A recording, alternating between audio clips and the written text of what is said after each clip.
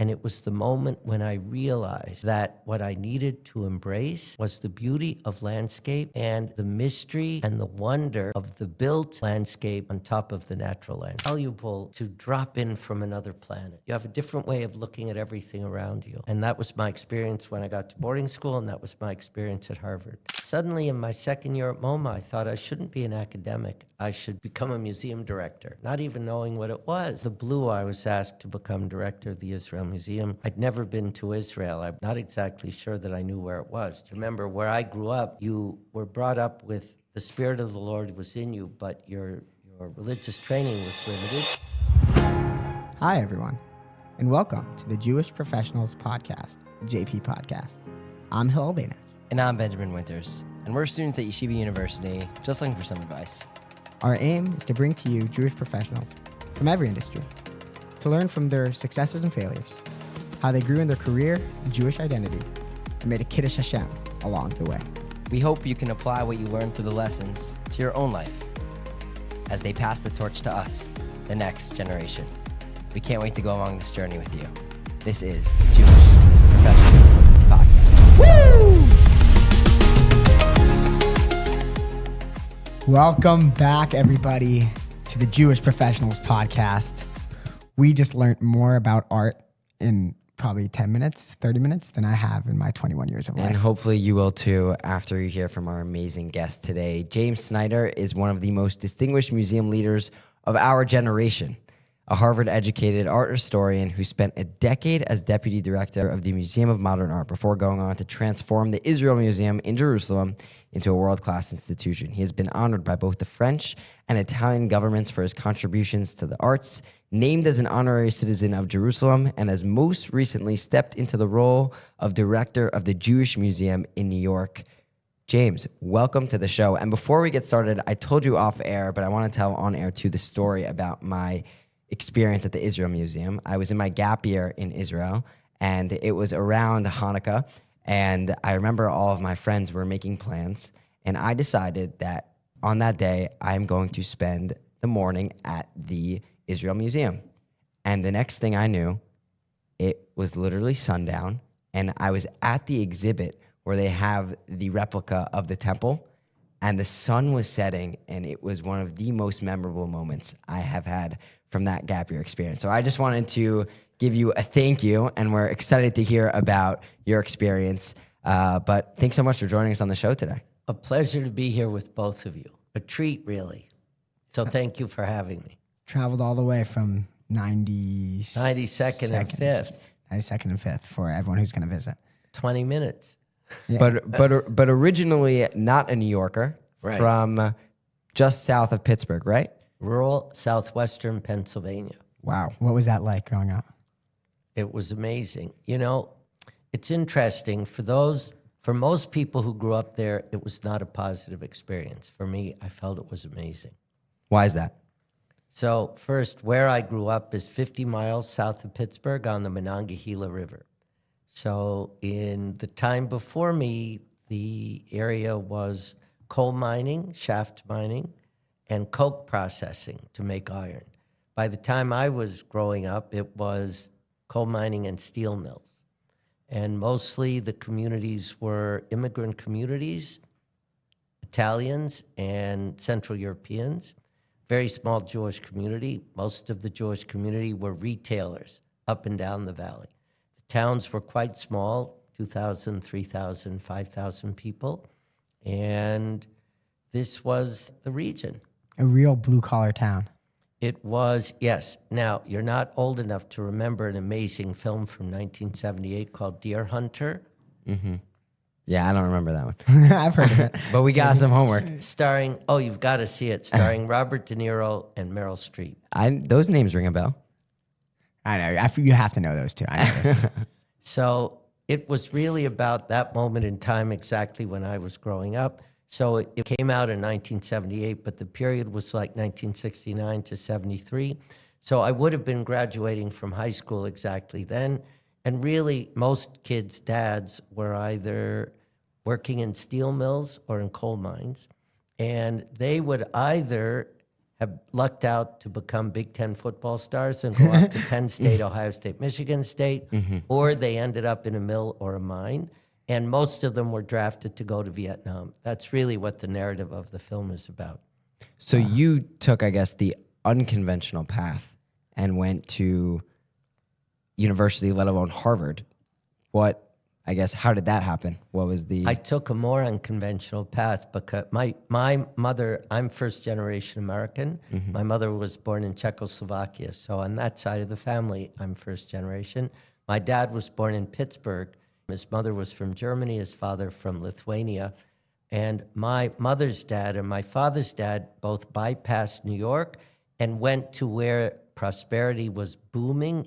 We weren't technically in the Midwest. We're in the far east, south of Pittsburgh, but almost the Midwest. And because of the industrial power of the region, they both ended up there.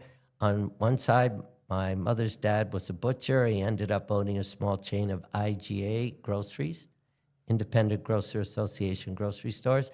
My dad's dad was really an uneducated kid who became a peddler, who ended up with an appliance store that became a furniture store that then furnished southwestern Pennsylvania. So my dad came out of high school exactly in time to go to World War II, came back from the war, didn't go to college because my grandpa's business was going bankrupt, and he ended up being in the furniture business. So we really grew up in a community where the Jewish community was very small. At that generation, our parents' generations, no one had gone to college. So we really were the first kids to grow up with that opportunity. But I was never going to be a Big Ten football star. So in ninth grade, I had one friend whose parents were sending him to boarding school the next year. And I said to my parents, if David's going to boarding school, I'm going with him. And they said, Jimmy, honey, whatever you want. So I actually left the Valley to go to boarding school. Wow. And was that a difficult decision, or? It was a very easy decision. And frankly, it changed my life. The Monongahela Valley was not pretty.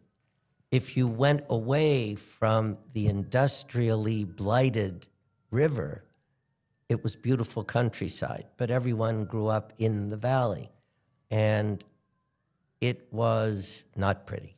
The town I grew up in was called Belle Vernon, beautiful green, but there was nothing green or beautiful about it. Where I went to school 3 hours to the east in south central Pennsylvania was magnificently gorgeous.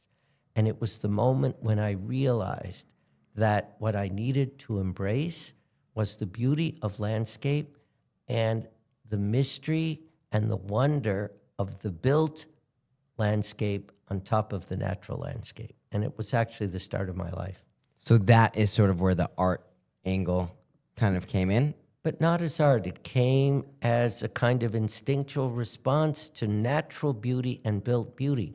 Where I went to school, all of the buildings were from before the Civil War. So they had fieldstone foundation walls and Pennsylvania brick walls on top. And it was the notion of building from the stone of where you were. And it just struck me. And I don't even know. I mean, I'm speaking with educated words now. I didn't have those words then. My school had been a seminary, and it became a school founded by the United Church of Christ. And we had a stunning neo-Gothic chapel where we went to chapel 5 days a week. And for me, it wasn't about going to chapel. It was about being in this unbelievable building where the site, the setting, the architecture of it, the wrought iron, the stained glass windows, the organ, it was like an aesthetic experience. And it moved me. And again, I didn't know any of those words. But to be in a setting like that with such beauty, and, you know, every now and then at home, my mother or dad would say, do you mind going to chapel? And I would say, no, it's about beauty. I feel like some people in life just appreciate the beauty of the world. They see things on a different plane, a different level, and have a different perspective on things than ordinary people. Do you think that's something that's innate? I think, you know what, we all have it. It depends on whether or not you want to recognize it and embrace it. And we'll get to that because there's so many examples, and we'll get to when we moved to Israel. But I want to tell you that I went to this school and I had unbelievable teachers. And only later in life I realized, remember, this was during the Vietnam War, And there were very few ways to avoid getting drafted. One was to teach. And if you went to a state school and got a teacher's certificate, you could teach in a public school. If you didn't, then you could teach in a private school. Only later in my class, we all realized that our teachers were all avoiding the draft by coming to teach at a boarding school. Right. And, we were 14, 15, 16, 17, 18, and they were like 23, 4, 5, 6, 7. And in a way, you could say they were dissidents. They were avoiding the draft. And they just opened a world to us. And I learned then that in a setting like that, it's about teaching and learning. And, they were teaching us, we were learning from them, but in a funny way, because we were the first students any of them had ever had, they were learning from us how to be teachers. Right. And you leave this kind of blue-collar town, you leave this whole world that you've grown up in, and you go to Harvard, right? A completely different universe. What was that like? Well, it's funny because my boarding school was fantastic. It's actually been 60 years since I first got there. And when I got there, it was clearly a different world from where I had grown up. My school was incredible. I am deeply devoted to it 60 years later. It's one of the finest and richest schools in the country now. But when I went off to Harvard, no one at Harvard had ever heard of this boys' boarding school in rural South Central Pennsylvania. And I arrived there thinking, am I well enough educated to be here? And I realized that in a funny way, I was better educated than most around me. So I'll tell you, this was, and I think about this all the time, and we will talk about it.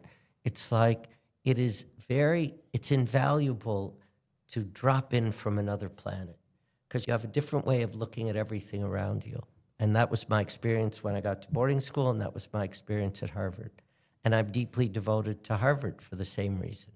Yeah. What were some core experiences throughout Harvard and that guided you onto the path that you ultimately went on into the art world? Well, there are two aspects. There are two paths that I have to take to answer your question.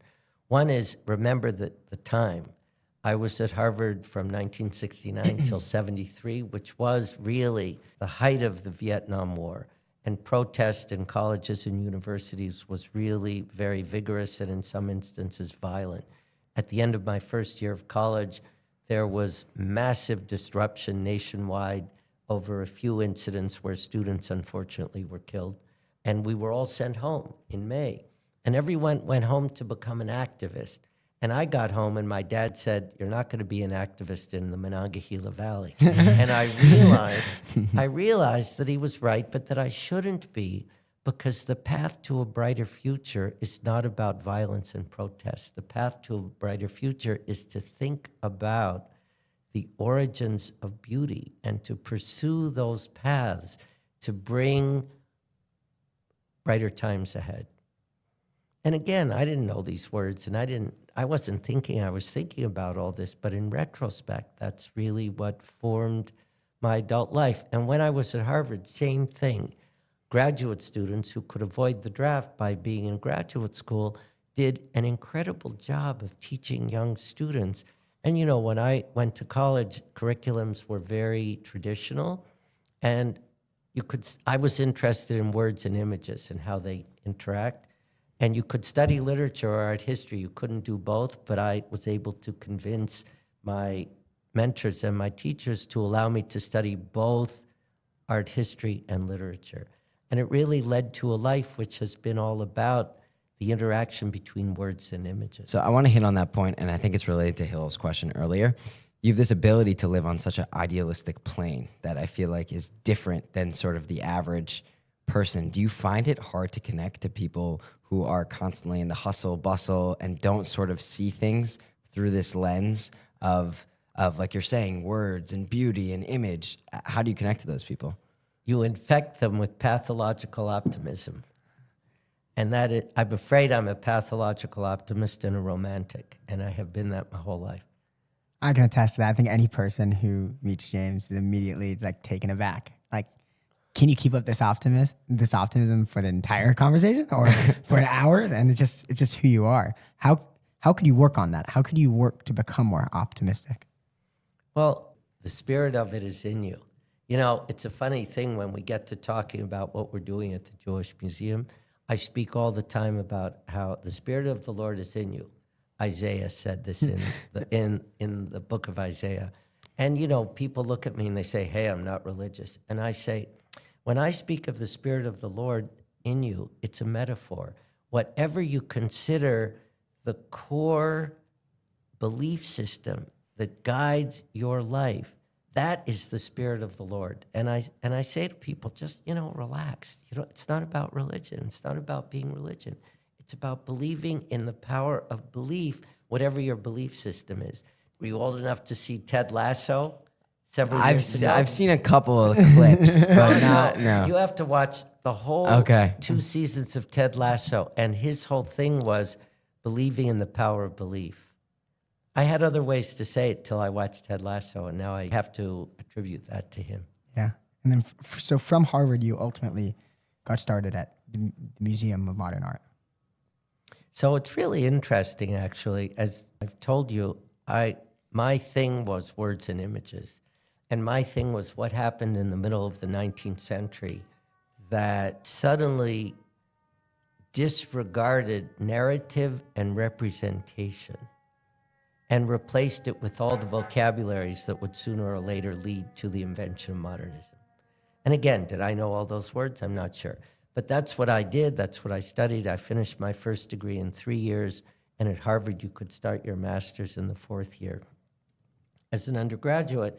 And halfway through that year, the Museum of Modern Art wrote to the director of the Art Museum at Harvard and said, we're looking for a graduate student who'll take a year out and come and do a research project for us. And the director of our program at Harvard said to me, you know, you're very young, your field is modern art, you've never been in New York, so why don't you go and do this for a year? I went to New York, I met the director of MoMA, I was accepted to do this for a year. At the end of the year, they said, you know, you're doing really well at this. It was a research project on the then new subject of how private museums, you know, 501c3, private self-owning, self-governing museums could benefit from public support from the state and from the country. And I did this for a year, and they said, look, you're doing great. You're still very young. Take a second year. Harvard said, fine, this will be great for you. And mid my second year, I suddenly started to think I was planning to be an academic. From the day I got to my boarding school, I thought, when I grow up, I want to be the headmaster of a boarding school because I feel that your purpose in life has to be to teach. And in order to teach, you have to spend a life in a setting where you're learning while you're teaching. I did think that from day one. And suddenly in my second year at MoMA, I thought I shouldn't be an academic. I should become a museum director, not even knowing what it was. And so the director at MoMA said, you know, there's going to be a conference at the National Gallery in Washington. The director there was like a huge figure. He had decided that you don't need to be a scholar to be a museum director. You should go to business school. In the new age, you really needed to learn how to run something. Like as a business, like run the museum as a business.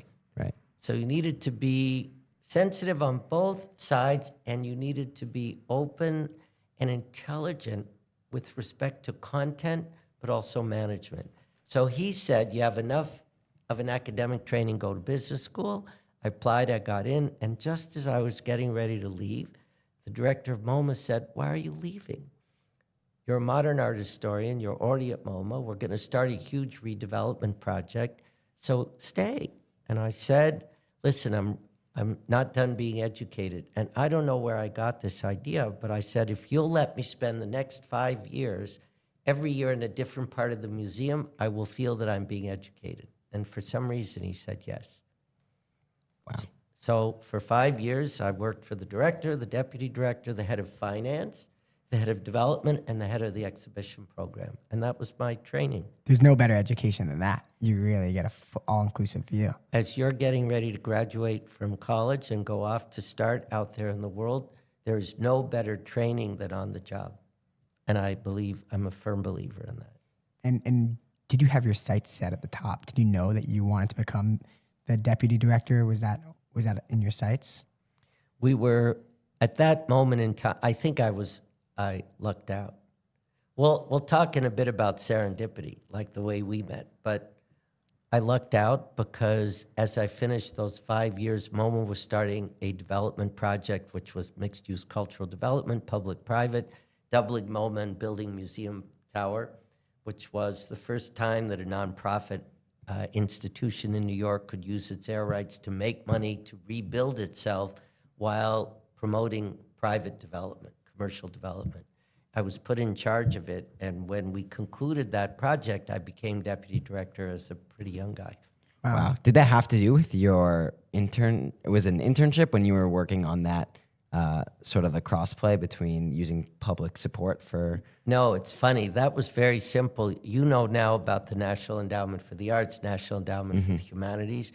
They were just being formed, and they were just being funded, and the New York State Council on the Arts was just being formed and funded. So when I arrived, it was to look at how to take advantage of this new public interest in supporting culture.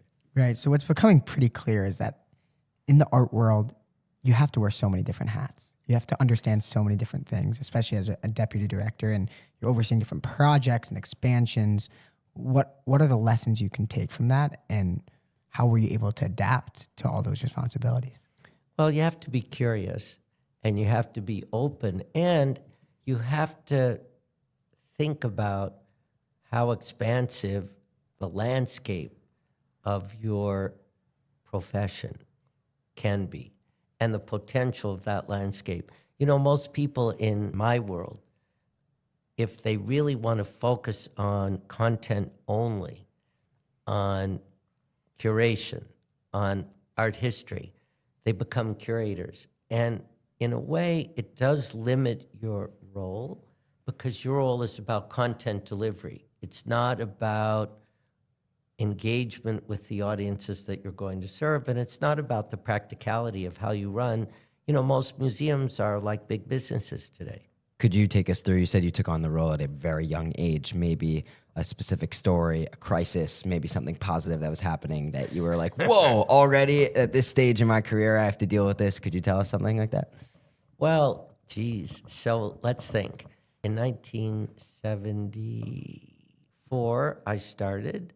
So by 1981, I had finished all of that sort of round through several positions. And in 1980-81, we produced, Pablo Picasso had died, and we produced the first and most monumental retrospective exhibition of Pablo Picasso. It's iconic. Go find the book somewhere. And we dismantled the entire museum, and we installed throughout the entire museum the whole history of Picasso's work. And, you know, this is a long time ago, but it was a huge project. And I, again, at a young age, was put in charge of it. And the curator, who was the chief curator at MoMA, was the most brilliant modern art historian of his time. I was privileged to work with him for 20 years. He was a Picasso expert.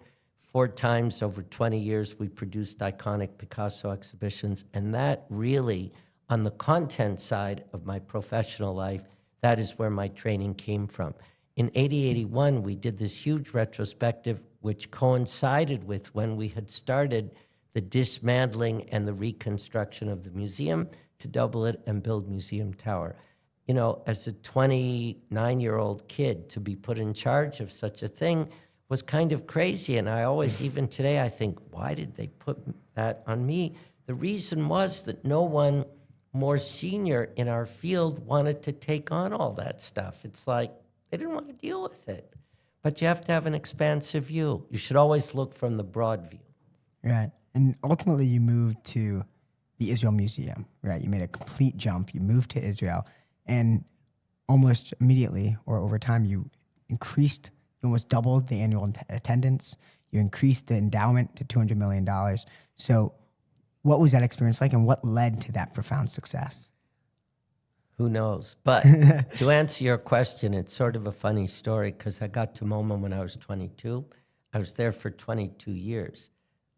And when I left, I see you're looking in wonder because today nobody takes a job. Right, I was going to say. As I was growing in the field. If you saw somebody's resume and they had moved from one job to another in fewer than 10 years, you thought, what kind of guy is that? Right. It's That he left after only 10 years. And today it's a different world. hot potato now. Everybody moves nonstop. And frankly, you can't accomplish the kinds of objectives that I had the privilege to accomplish by staying for a short period of time. So 22 years into MoMA, I'd been deputy director for 10 years. I was 44. I guess I was the kind of professional that museums doing searches for leaders would look to as candidates for directors' positions. Right. So out of the blue, coming as I did from rural southwestern PA to New York, I never felt that I should leave MoMA to take a job somewhere else in America. To expand my horizons, I would need to go outside of the country. I'd need to go abroad. And my wife and I discussed this, and our kids, who at that point in time were 10 and 12, would often hear me say, listen, if we ever move, we're going to move to another country. Out of the blue, I was asked to become director of the Israel Museum. I'd never been to Israel. I'm not exactly sure that I knew where it was. Remember, where I grew up, you were brought up with the Spirit of the Lord was in you, but your religious training was limited. Mm-hmm. And it wasn't about Zionism. Nobody went to the Holy Land. It was metaphorical. It wasn't, Right. It wasn't experiential. So I was asked out of the blue. I didn't know much about the Israel Museum, except that I knew that it was a kind of wonder in the museum world because it was only 30 years old. It had an expansive site and an impressive original architecture. The bones of it were amazing.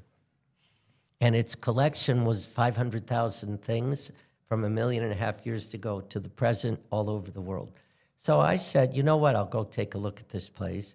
It was during a period of conflict in 1996. It was an operation called Grapes of Wrath.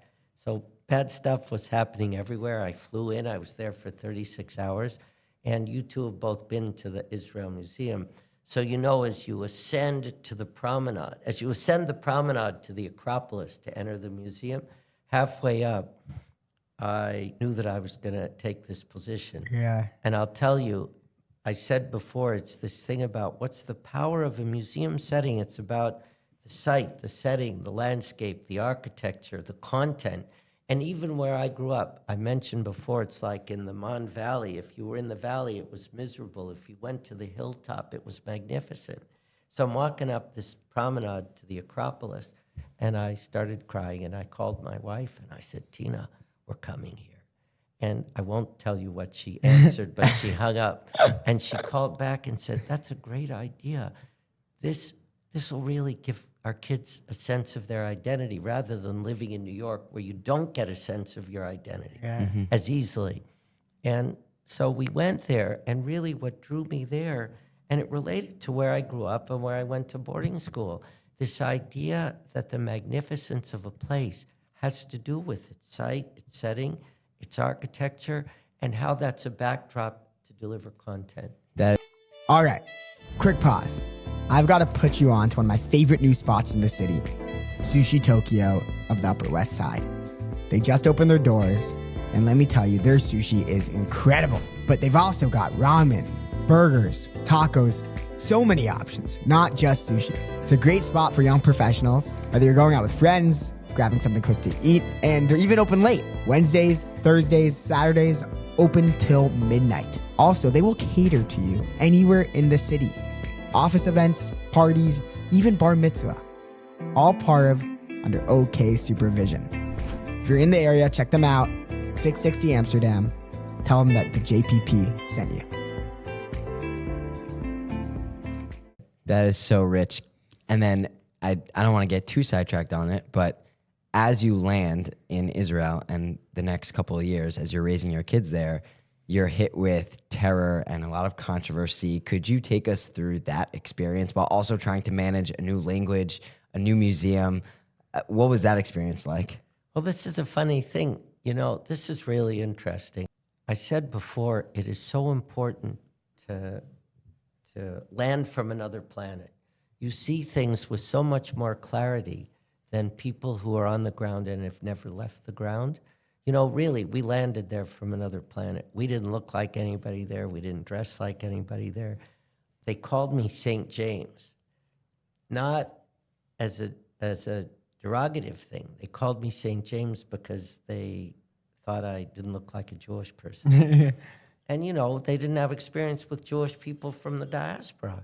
And we arrived, we arrived in 96, 7. And the second Intifada 2001. came in 2001, and 9/11 came in 2001. So being 6,000 miles away, we were absorbing remotely the trauma of what was happening here. And being there, we were there for the second Intifada with 2 kids in junior high and high school. And in the year that experienced the most amount of terrorism, we had 39 terror bombs in 1 year in Jerusalem. And you learn to strive for normalcy. And this is something we don't know here. You know, when I grew up, and, you know, we grew up with stories of World War II, and I would always think, thank God we didn't live in Europe during World War II. And the truth is, if you lived in the countryside in Switzerland during World War II, you only knew peace. And we were in Jerusalem for the entire second Intifada with kids, you know, going out at night. And somehow you achieved normalcy. You lived a normal life, and people here would call us and say, are you coming home? And we would say, why? And they would say, well, aren't you living in fear? And we would say, no, life is normal. And, you know, I have to say, if something horrible happened to you or in front of you, you experienced it. But if it happened over there, it wasn't part of your life. And I have to say that in the world we live in today, it's very valuable to understand what it's like to live in a place which has conflict and trauma and contention, the way that we're having conflict, trauma, and contention here. Yeah, so it reminds me of a quote that I was reading the other day, that men are disturbed not by events, but by the views they take on them. And it's really up to you to determine how you view certain things. And another thing I was going to say, based off of shifting your perspective, I was listening to a podcast that talked about snipers in war. They frequently have to, I forgot what period of time, they get up and they move to different space. Someone watching, like, what are you doing? You're looking at the same place. He's like, all because you are just shifting your angle, you see the environment completely differently. It's all about gaining new perspectives on things.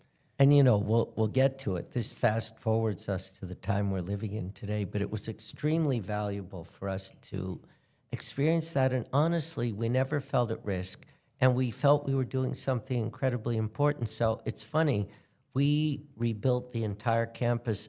We rethought and rebuilt the entire campus of the Israel Museum. From planning to fundraising to execution, the entire project was 5 years. And, you know, it's a 20-acre site, a 600,000 square foot physical built campus, 550,000 works of art, because we had brought in more while we were there. In 2.5 years, we planned it and funded it, completing that in 2008, which you may recall was a time of economic adjustment here in America and in the rest of the world. And in 2.5 years, ending at that moment, we had planned and fundraised for that project. And then in the succeeding 2.5 years, we executed it, completing in 2010. Yeah. And, you know, we transformed the museum at a time, you know, Israel always has a kind of fragile connection with the rest of the world. And completing the museum then gave Israel the opportunity to be proud of its ownership of a museum that had achieved international stature as one of the strongest universal collections in the world. Yeah. To you, what is the main role of a museum? What do you see a museum as? This is the main responsibility. Well, this fast forwards to the present, and we can do that because I ended up staying at the Israel Museum for 22 years. So I arrived when I was 44, left when I was 66. I'd only had 2 jobs in my life. 22 years, both of them. 44 years. Yeah. And that's unusual, even in this generation. And when I left, it was because I learned early on that you shouldn't try to be leader for more than 20 years, one generation. You all know this. It's also biblical. You know, and why did Moses have to wander for 40 years? Because you had to kind of get out of the system, the belief systems of two generations, of parents and then their kids. So I came to know early on that you shouldn't be leader for more than 20 years. At 19 years at the Israel Museum, I said I have to leave after next year. They made me do 2 additional, but at 66, I returned here and I accepted the role as the executive chair of the Jerusalem Foundation, wanting to be back in our homeland here, but wanting to remain deeply connected to Jerusalem. I thought I would do that for the rest of my professional life.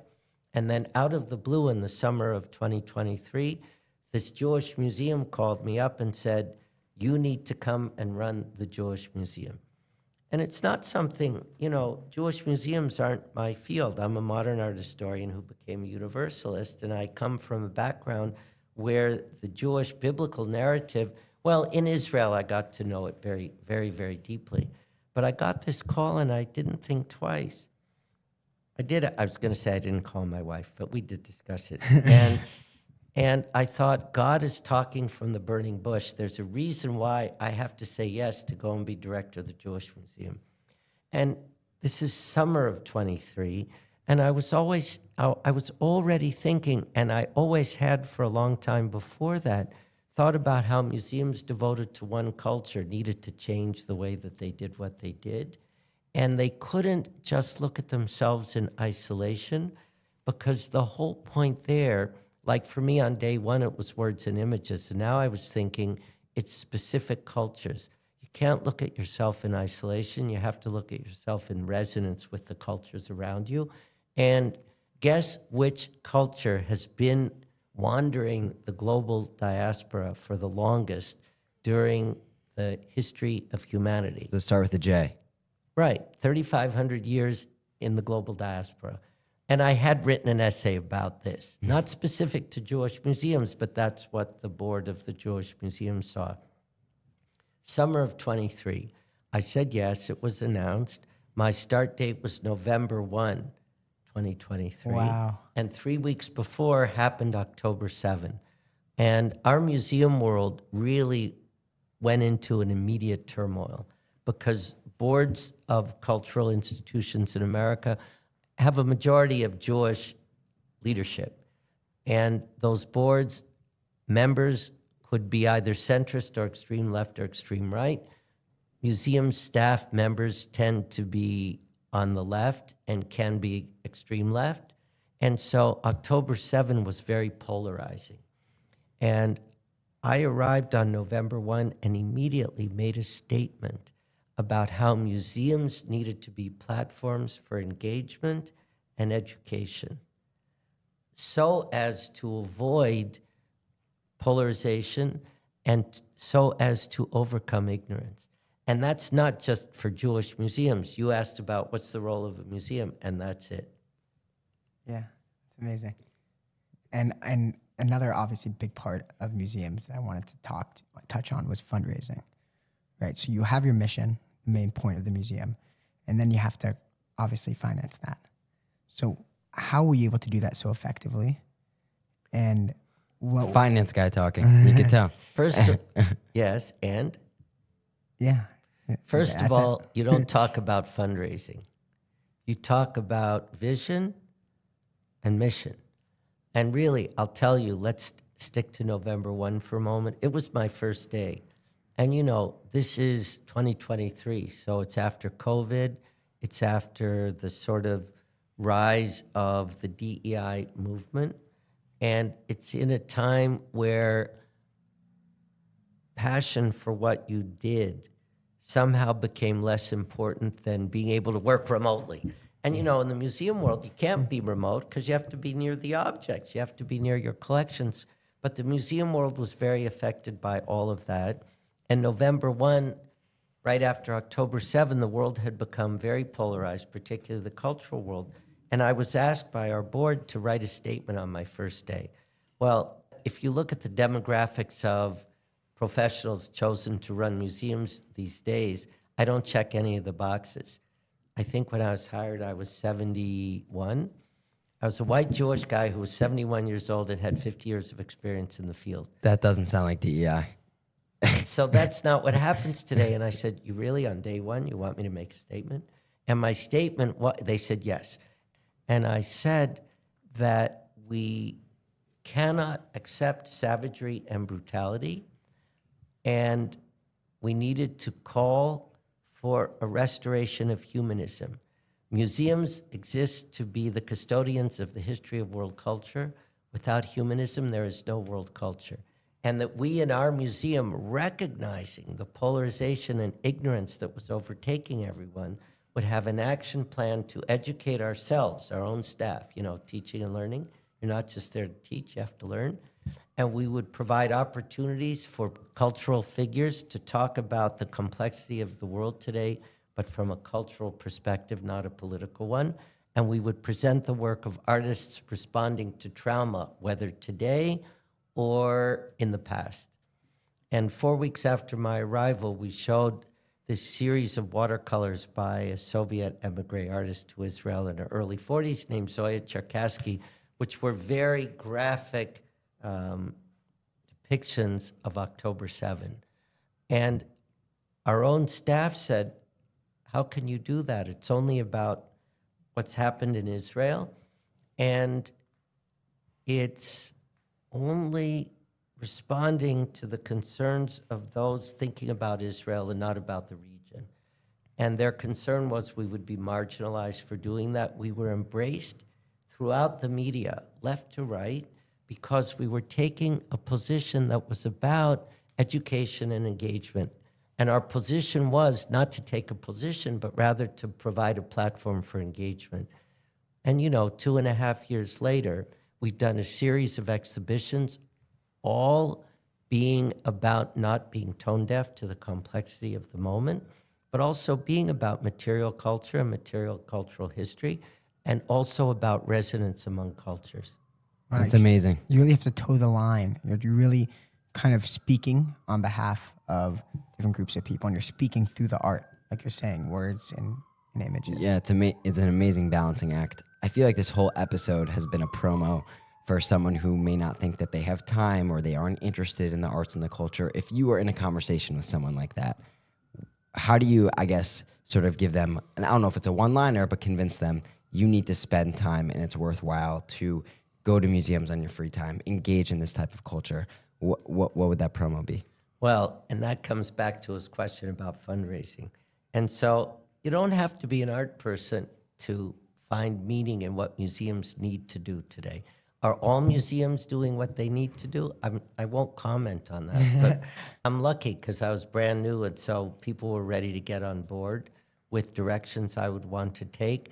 And you need to come to the museum because with all of that turmoil, at the same time, our board was prepared for me to do a real reshaping of how we presented our own museum's collections and our own narrative, so that our story would be about 3,500 years of Jewish culture in the global diaspora, and not about looking at Jewish culture and Judaism alone and in isolation, but looking at it in integrative resonance with all the cultures around it.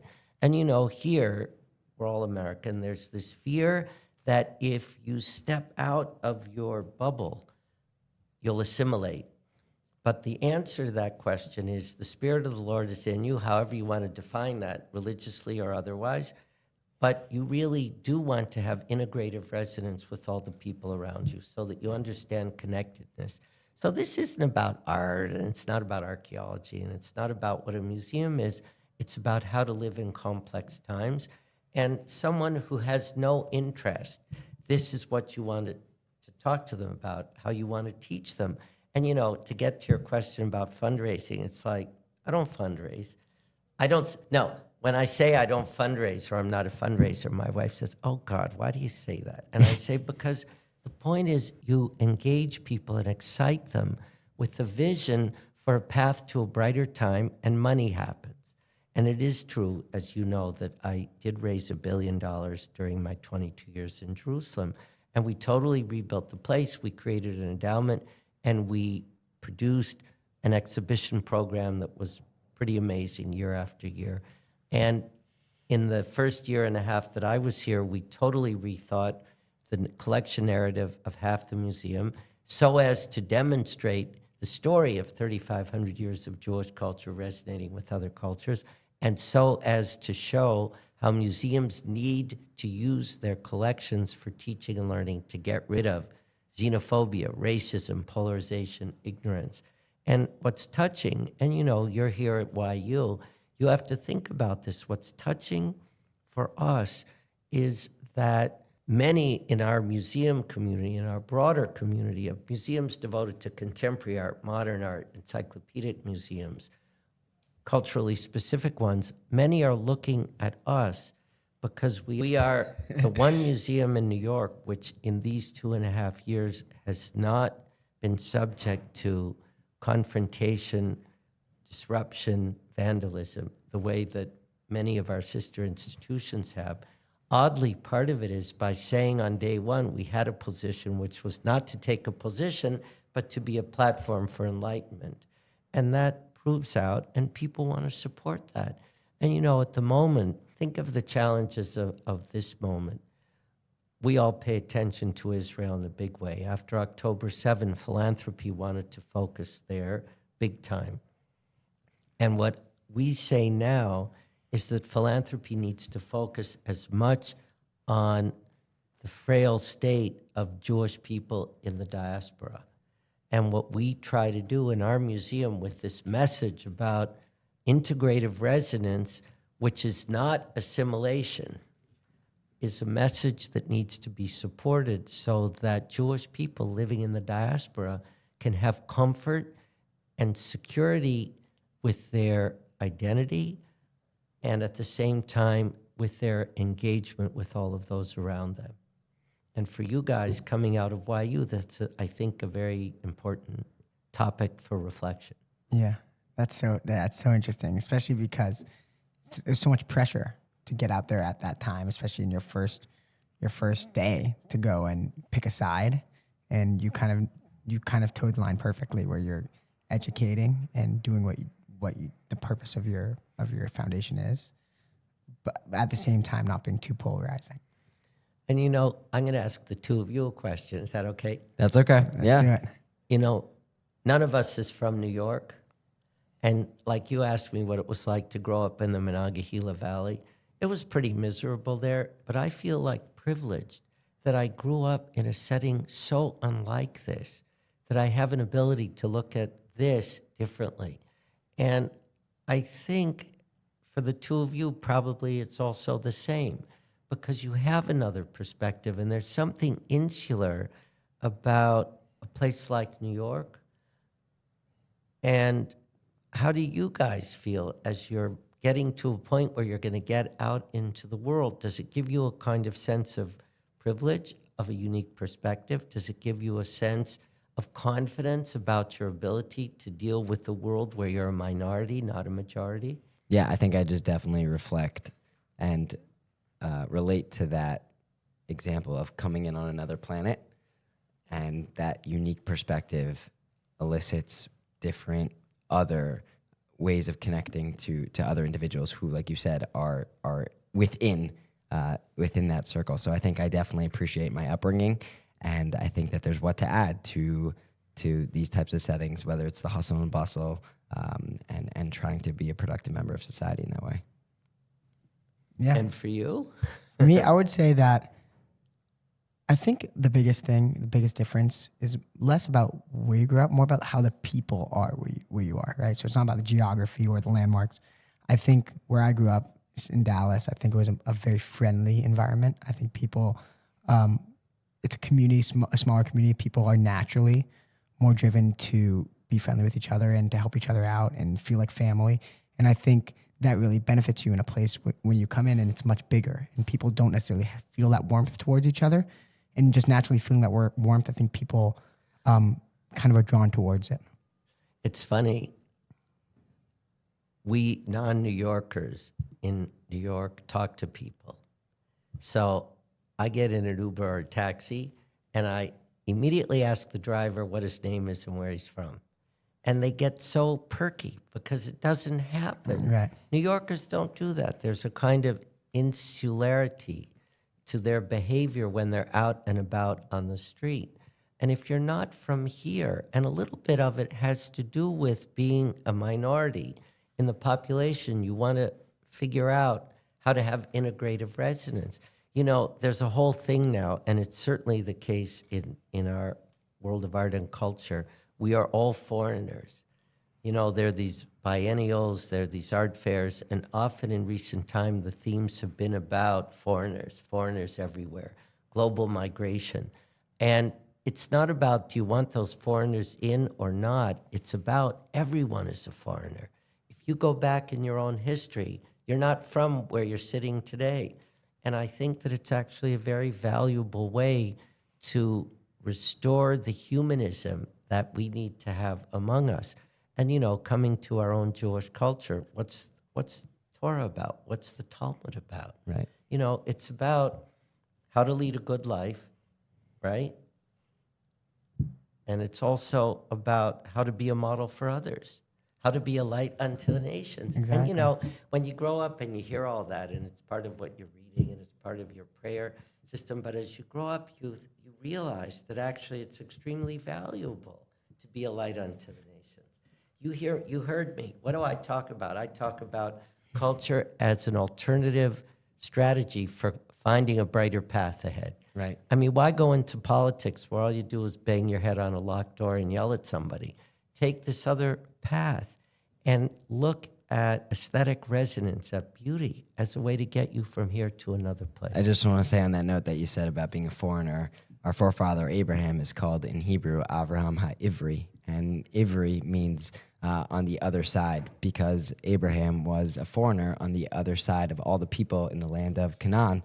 He was someone who was different, and in a sense, all of us have this level and sense of difference when we come into the world and we're trying to show our own perspective. So I think that idea very much that definitely resonates with me. And we like to ask this question to all our guests before we close the podcast, which is, what's something that you've taken from your specific industry? So the arts, museums, that you think applies to Jewish professionals across the whole workforce.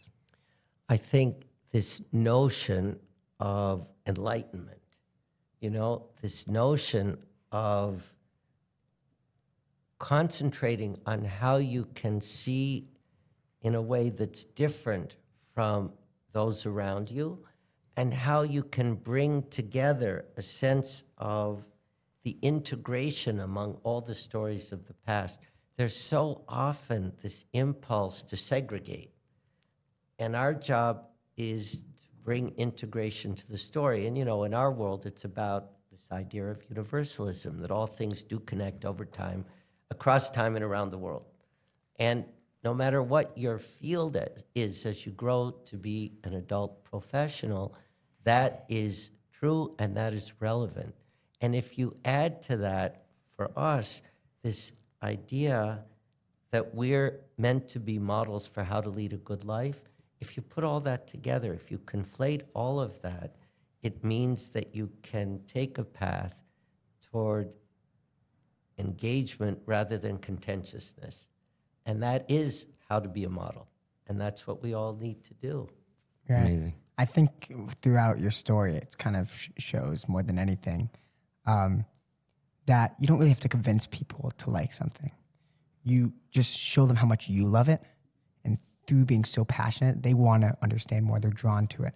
Just like I'm already more interested in art than I've ever been, just because you walk in here and you give us an entire presentation about the museum. I mean, that's contagious. You know, it's funny, when I was coming out of school, you were supposed to be a lawyer or an investment banker. And today, really, those fields have gone in many different directions. Classic investment banking doesn't exist as it used to. You can go into finance in 100 different ways. The museum world, many look on it as rarefied, when in fact what it is an opportunity to have a whole fresh perspective on the state of the universe.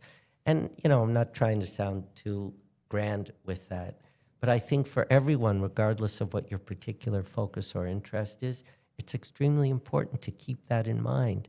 And to come to museums, not because you love art or archaeology, it's to come to museums because it helps you open your thinking no matter where your particular focus is. Well, James, we want to thank you so much for joining us today on the show and giving such an idealistic perspective on not only your field, but the world in general. We want to thank everyone that's a part of putting this podcast together: Ashley, Josh, JB, Charles, everyone in the studio, and most importantly, thank you to our listeners. You guys are the ones that drive the podcast. Once again, James, thanks again so much for coming on, and we will catch you guys on the next episode. Thank you. A pleasure to be here with you.